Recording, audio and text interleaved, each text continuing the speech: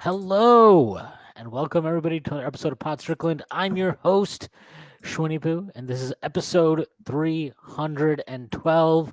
I'm joined, as always, by my co-host Prez. That is at underscore Presidente on Twitter for as long as Twitter is around. Prez, how are you doing? I'm good. People, don't come look for me on those other fucking social media apps. I'm not there. I'm not going to be there. Magic Johnson be. I won't be there. I need to see these shits survive for more than a year. Otherwise, I guess I'll just be sinking with the ship on Nice. good old Twitter. That's real loyalty right there. Elon. If Twitter sinks, then I'm going back to the posting and toasting comment section. Prez is going to be out there on Facebook. You can find him on there. He's going to go to MySpace, actually. He'll be posting on I'm going to go to Zanga. James, you're probably too young to remember that. No, I've never heard of that. What the fuck is that, Zanga? It's probably for the best. But we are joined by not first time, but first time in a long time. His name is James Boo. That is at owned by Hallie on Twitter. He is the preeminent voice on all things Malik Monk. Yes. James, how are you doing? Oh my God. All the way from down under. Yeah. Oh, it's crazy, man. Like, what a journey, man. Like, I first went on Pod Strickland in a while ago, 2021 or something, probably. And then Malik was catching DMPs for the Hornets behind like 5 other guards, and now he's in promos for the Sacramento Kings statement jerseys. Like, what a journey. Yeah. It does feel weird like that the Malik Monk stand thing isn't like a diss anymore, okay, but yeah, thanks for bringing me on. You took 9 months? It's been 9 months in between podcast appearances, so I guess like me hyping up Reddish in the last one was that damaging, so fair enough. We'll see what damage you could cause this time. Yeah. Well, I don't have a lot of good to say about DiVincenzo, so if we come across that, then maybe that'll be the. We'll talk about it because I have a feeling opinions vary among Knicks fans on DiVincenzo, which is weird because he's just a fucking bench player. He's not the type of person where you're supposed to have mad different takes. No. It's not weird because there are Knicks fans who think like Willie Hernán Gomez was like the second coming of fucking. They think we should have signed a fucking superstar for the mid-level exception. But before we get started, you could have 2 years ago with DeMar DeRozan, but then Shwin was like, it's good. Yeah, I'm very happy that we didn't sign that loser. He was really good in the play-in until the last 3 minutes when he shit his pants, as he always does. But before we get started, the few announcements. The first being that Strickland has an Instagram. Check that out. That is at thestrick.land on Instagram. We're posting all kinds of new content on there. The Strickland also has a YouTube channel where you may be watching this podcast. If you are and you haven't done so already, please hit like and then subscribe to the channel. That would be a huge help to us. The Strickland also has merchandise available on our website. Check that out. We've got sweatshirts, t-shirts, hats, water bottles, coffee mugs, you name it. We've got it all available to you on our website again. And then finally, the Strickland has a Patreon, which you can subscribe to. There are a number of different tiers. There is a $6 tier that gets you access to Pod Strickland, this podcast that I host every Friday, along with Prez. You also get access to the Strickland Mailbag, hosted by Andrew Steele, a.k.a. Doug, a.k.a. the Doug Bag, alongside Dallas Miko. That comes out every other week. You also get access to the Strickland Discord, where the conversation never stops. There are further tiers. There's a $9 tier that gets you access to Strickland Roll, my solo pod, where I rant and rave about the Knicks even more. You also get access to wonderful premium articles by Matthew Miranda, one of the best in the business. There are further tiers. There is a $15 tier, a $30 tier, $50 tier, and $100 tier. Those come with a variety of additional benefits, like listening in on pod recordings, merchandise discounts, and even potentially co-hosting a podcast alongside yours truly one day, whether you choose to subscribe or not. None of this would be possible without you. And also, none of this would be possible without BetOnline, which is your number one source for all your betting needs. Get the latest odds, lines, and matchup reports for baseball, boxing, golf, and more. BetOnline continues to be the fastest and easiest way to place your wagers, including live betting and your favorite casino and card games available to play right from your phone. Head to the website or use your mobile device to sign up today and get in on the action. Remember to use promo code BLEAV, BLEAV, for your 50% welcome bonus on your first deposit. Bet online, where the game starts. We can just start. We'll start with the Knicks because this is a Knicks podcast, as some people may know. The Knicks, I mean, they haven't finalized these moves, but the Knicks are whatever. They signed Donte DiVincenzo. They traded Obi Toppin for 2 second-round picks. You can feel however you feel about those things. You can tell me they didn't get enough value for Obi Toppin. You can tell me that they should have signed X player for the mid-level exception instead of Donte DiVincenzo. I will tell you that I think the things that you're talking about are kind of small potatoes as far as the Knicks are concerned. The Knicks have a good basketball team. They needed to add more shooting. They added Donte DiVincenzo, who can shoot. Is Donte DiVincenzo the perfect, ideal player they would add if they had the choice of all the talent in the NBA? No, he's not. I know he's not.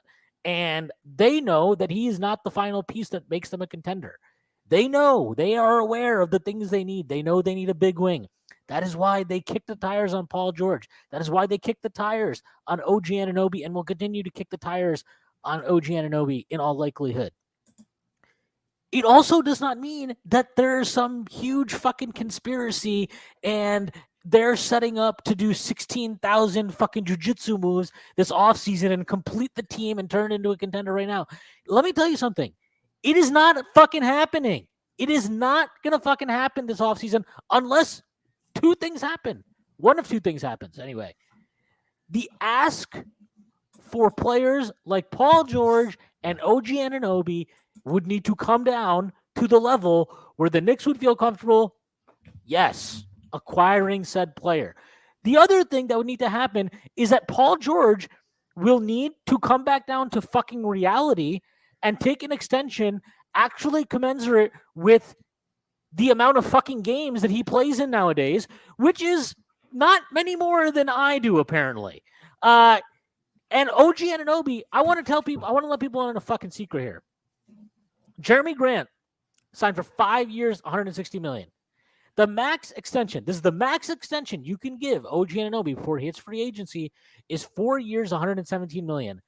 I will chug fucking 5 shots of your liquor of choice on this podcast if he extends for that 4-117. I will, because it's not going to fucking happen. He is going to make more than that next summer. And for that reason, Masai Ujiri can kiss my fucking hairy brown ass if he comes calling and he wants, give me RJ Barrett and 3 first-round picks. Give me Emmanuel quickly. Man. Fuck you. What I'm going to give you is 2 fucking fingers, buddy. Get the fuck out. Go back to fucking Canada. Nobody likes you. That's what we're going to do, okay? Here's the other thing. You cannot cry that the Knicks have not, they've got to make a big move. They fucking want to make a big move. You can't just force the big move to happen. What do you want them to do? Go fucking give it all up for Cat? What's that doing for the Knicks? You want them to risk it all for Paul George, for him to extend for fucking 3 years, $160 million, where the fuck it is, and then he plays 40 games a year, and then you're going to cry about that too? Stop fucking crying. Like, I'm not saying they're perfect. They fucked things up. I think the Obi Toppin trade is actually an example of them owning a fuck up. They fucked up. They didn't manage that situation well. They didn't get the maximum value for an 8th overall pick that they could have or should have, or however the fuck you want to phrase it. I don't know. They're not perfect. But if on aggregate, this is the situation the Knicks are in, where they took out probably we don't want to get into this, the least important player of their 9-man rotation, at least as the franchise stands right now. And they added Donte DiVincenzo.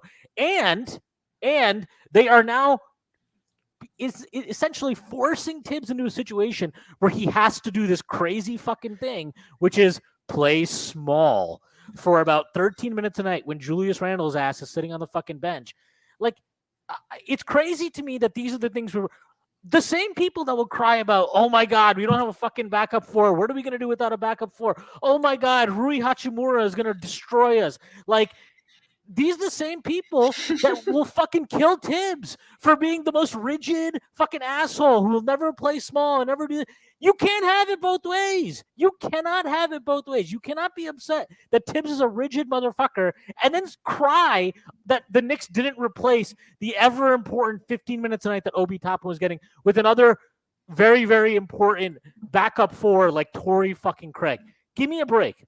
Give me a fucking break.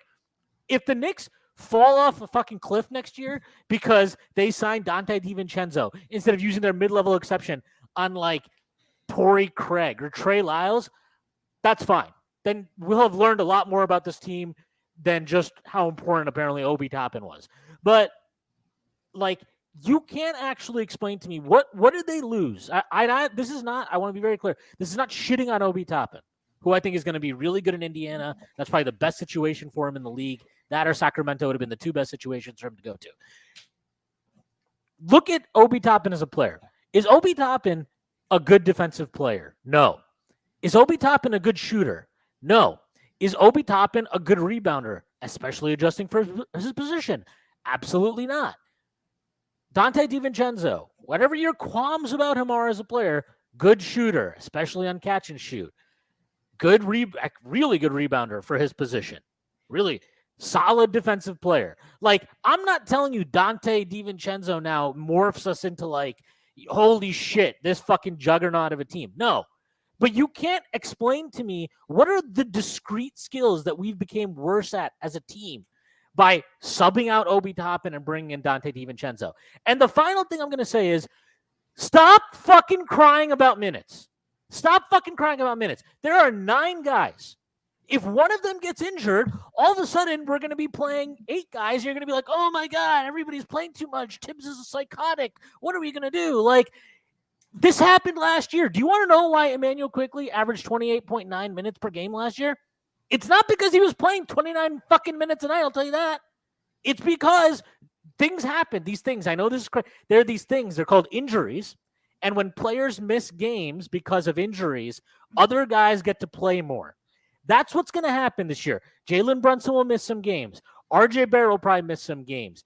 Julius Randle might go fucking crazy and miss like 6 games this year or something instead of 5. Like, guys are going to miss basketball games, and you're going to need this depth. And if you're crying about having 9 fucking good, however you want to parse them, NBA players, and that is some fucking crisis for Tibbs to deal with, I don't even know what to tell you. But maybe just give up on the fucking sport of basketball. Give up on the fucking league. Don't fucking watch any of it because it's apparently beyond your understanding how a team can manage a rotation of 9 guys. But I promise you this, these will be the same people that are going to why didn't we draft somebody? Why didn't we do this? You're mad we have 9 guys. You want us to draft another 2 so that we can all complain that fucking random podunk motherfucker from fucking South Jesuit State isn't playing 15 minutes a night? Like, no, enough.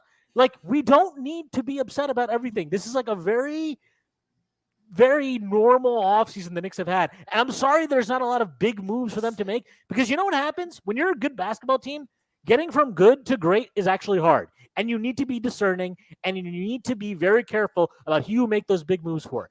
And the fact of the matter is, this Knicks front office is telling you, they're telling you something. The fact that they kicked the tires on Paul George and kicked the tires on OG Anunoby, who we can all disagree on, is Paul George a superstar or a star? Is OG Anunoby just a great role player or a good role player or whatever it is? They think improving this roster requires shopping in a higher bracket than who you're going to get at the end of the first round, than what you're going to get at the mid-level exception at the 4th. They want a big wing. They know they need a really good big wing. That is very fucking apparent. The price has to match up with that. You cannot force that move.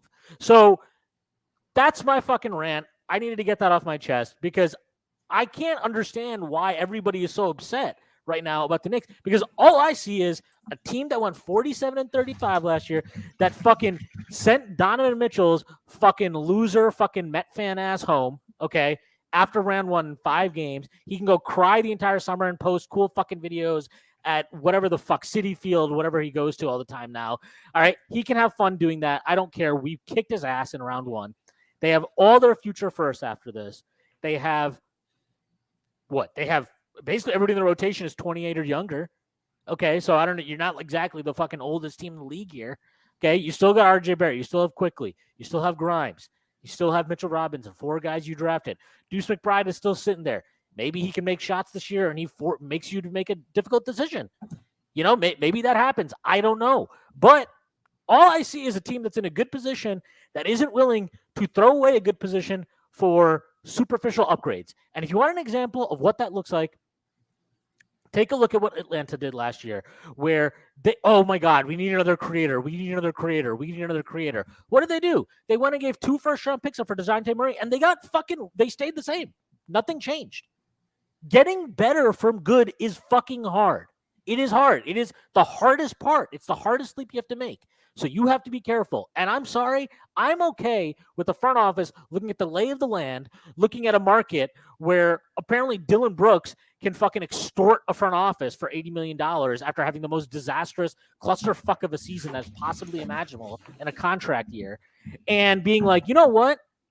This market, well, let's kick the tires on some stuff. The value's not there. We like Dante DiVincenzo. Him and Jalen Brunson and Josh Hart can all fucking sit around a campfire and tell stories about Villanova to the rest of the team. And we're good with that. And let's go into the season and let's look. They're going to be open to opportunities. Opportunities might arise. But I promise you this. I don't think anything's happening with Paul George or anything's happening with OG Anunoby until the shoe falls around whatever's going on with Damian Lillard and whatever the fuck is going on with James Harden. Because I think all that stuff is linked. You're talking about top-end players in the NBA. The market for those things are all linked. So if you want to spend the next, when does the training camp start? Fucking what? September? Some shit? Like, if you want to spend the next 4, 5, 6, 7, 8 weeks crying and bitching and moaning that we didn't do this thing and we all fucking Josh Hart wasn't good in game fucking 5 and Emmanuel Quickly shot poorly from the field in the playoffs and RJ Barrett had a bad regular season. And if you want to spend all your time crying about this stuff, be my guest. I'm going to be happy that the Knicks seem like they have a good team. They at least maintained being a good team, and they are still poised to pounce whenever a player who actually elevates them into being a contender and that price matches up with what the Knicks are willing to give up, align. I'm willing to wait for that. If you're not, I'm sorry. Have fun being miserable this summer because I cashed in all my being miserable over the summer chips last year. I'm not doing it again. I'm not doing fucking fuck Julius for 6 months. I'm not going to do, crying over figuring out the 17 billion different machinations of a trade that could happen. Nope. I am going to be check the fuck out on all that stupid shit. But I will be here talking about the actual players on this roster that matter and what I hope for them to do and why I think this team can be good. That's it. That's all I got. That might be a new PR for length of rant. We'll have to. I was gonna say, man, it's been 15 minutes. Like that's surely not the norm. Like you're like the fucking Kenyan marathoner of fucking hoops rants right now, bro. Like my guy from Nike, I forget his name, the GOAT of marathoning. But anyway, sorry, that was long. That was you gotta say what you gotta say. It's all right. The thing that is weird to me is like. I don't know. And the King, we were planning on talking about the Knicks and the Kings on this pod because which we will be doing all summer. Yeah, because that's what we do in the off season. Is this morphs into a Knicks/Kings podcast, which is wonderful. I love the Kings. Go Kings! They're my Western Conference team.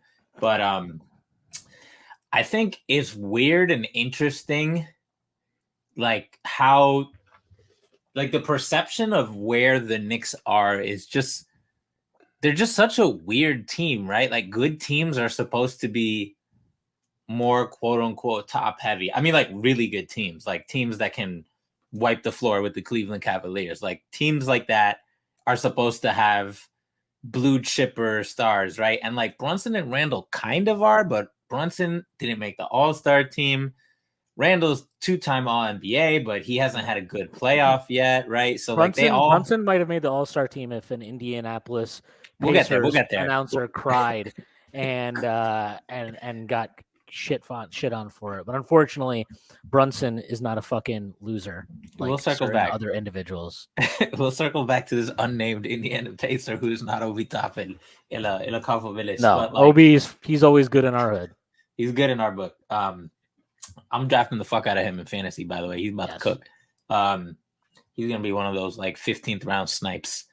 But no, so like the perception of the Knicks is just so all over the place because they rely on quality depth and they have top end talent that isn't like the name brand. They're like, if you go to like a 3-star restaurant on Google, but it's actually really popping, and the only people who have given it bad ratings are like bougie losers who expect like luxury food and like the perfect attitude when serving. And you're like, you go there and you're like, oh shit, like this is actually incredible food. Like despite the rating and the perception, it's people don't.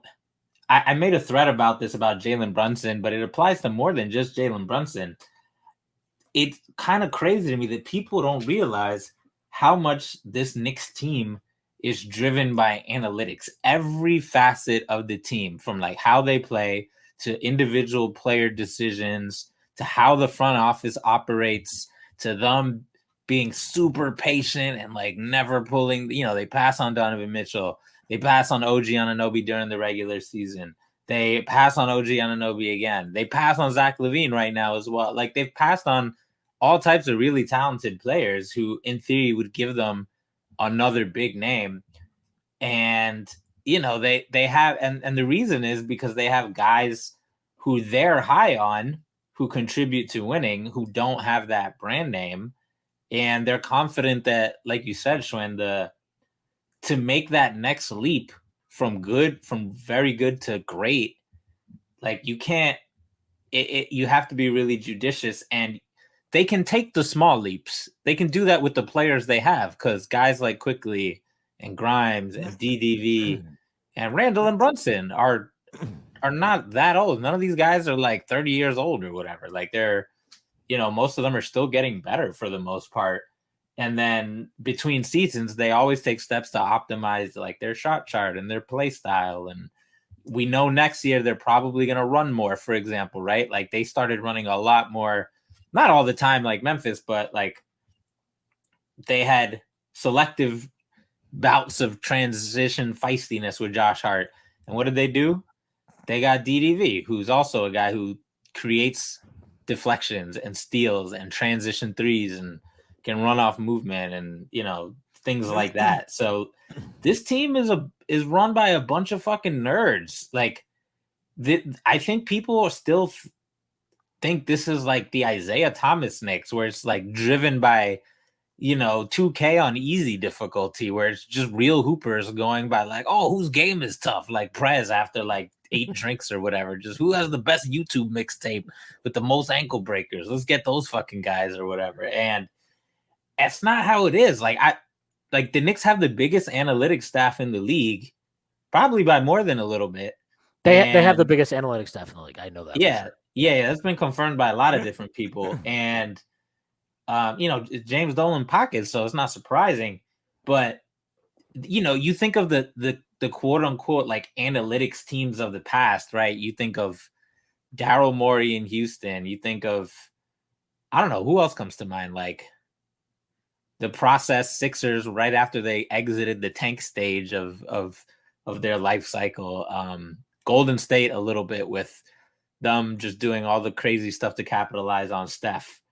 But nobody talks about how outside of Knicks land talks about how the Knicks are driven by analytics. And even inside Knicks land, like the Obi Toppin DDV stuff is a perfect example of like anytime the Knicks make a move or don't make a move, the first thing people should ask is like, what do all the numbers say about this? Like, let's check all the advanced metrics and nerd the fuck out. Even if we hate numbers and, real hoopers don't use graphs or whatever the fuck Kevin Durant tweeted like 3 years ago or some shit. Like, if you want to understand the Knicks, you got to be a nerd. You got to be a nerd, or else it's not going to fucking make sense to you. And if you're not a nerd, that's cool. Go fucking talk to a nerd. Go talk to me. I'm a huge fucking nerd. There's a lot of us out here on the internet. We can help you out, bro. So it's just like Obi is a lot of talent, but analytically, in the role he was in, it wasn't going to work with what the Knicks are trying to do as a team analytically, which is get guys who can dribble, pass, shoot. They're trying to increase not only their 3-point rate, but their 3-point accuracy because they need spacing. They're trying to increase their depth because, like Shwin said, last year there was a point where despite having a zillion players, we had fucking 7 healthy ones, and Jericho Sims was getting major power forward minutes, and it was a really weird time because Tibbs was not bringing Fournier and Rose off that bench. It was just IQ, Deuce, Sims, and Prayer, and that got it done for a little bit, weirdly, because sometimes if you throw a knuckleball, that shit works. But, like, I don't know. The Knicks, DDV is a good player by a lot of analytics, and he's super limited. Like, I don't want to hear anything about his upside or whatever. If I ever see him try to, like, take a pull-up 3, he should probably be benched immediately. It's not his jam. He's not the biggest guy. I disagree a little bit on the upside, but I don't disagree on, like, the discrete skill stuff. Yeah. He has upside, but it's not what people think. When I say upside, I mean, like, like what we think of with, like, Jalen Brunson or Emmanuel Quickley or RJ Barrett, where it's like, oh, they become like a more efficient volume scorer. DDV's upside is because you get him on the court in the right positions with the right teams where he's coming off screens and he's spacing and he's causing steals, and he has guys like Mitch to clean up on both ends of the floor. Like, he's the kind of bench player who can turn a 5-point game into a 10-point game. And if you get a couple of those, that's how you end up with, second quarters where you fucking go into halftime with like a 20-point lead, right? And that's what the Knicks do. And the Kings as well. They have really good bench players who could start on other teams. And I'm gonna speak on Dante quickly. Just like, well, like he like when he came to the Dubs, like one of the first things that stood out was like he can run a bit of pick and roll and stuff. Like, I don't know how effective he was at it. Because I feel like he's been a role player with actually kind of like not super restricted role for most of his career. Like on the Bucks, like the Bucks, I think, generally empower their guys. Outside of Giannis. Well, and also I always think also of Pat Connaughton shooting like he's J.R. Smith, always pulling. That guy is so confident. The other thing too with DiVincenzo specifically, which is worth noting because you just mentioned it, Budenholzer pushed for that pick. Like, he wanted DiVincenzo, so it's very possible that he was given a leash because, like, Budenholzer really, really wanted him to. And I don't know, like, I don't know where you're going with that, but from what I saw in the Warriors last year, like, he did run some pick and rolls and stuff, but he was like, it was definitely more of like, hey, you just focus on like spacing the floor, attack some closeouts. When you get the ball in transition, go for it. Like, just the Golden State version of floor spacer is different from the Knicks version of floor spacer. The Knicks version of floor spacer is like stay in the corner and occasionally every couple of plays lift up to like the 45-degree angle kind of mark, and that's it. You don't get no fucking pick and rolls. It's very specifically like the Warriors have, and James is annoyed by this at times, but like the Warriors have like endless motion in their offense. So like they're always going to be, it's not really like, yes, it's spacing the floor, but they're not like, it's not just, oh, Steph's standing on one side of the floor with the ball.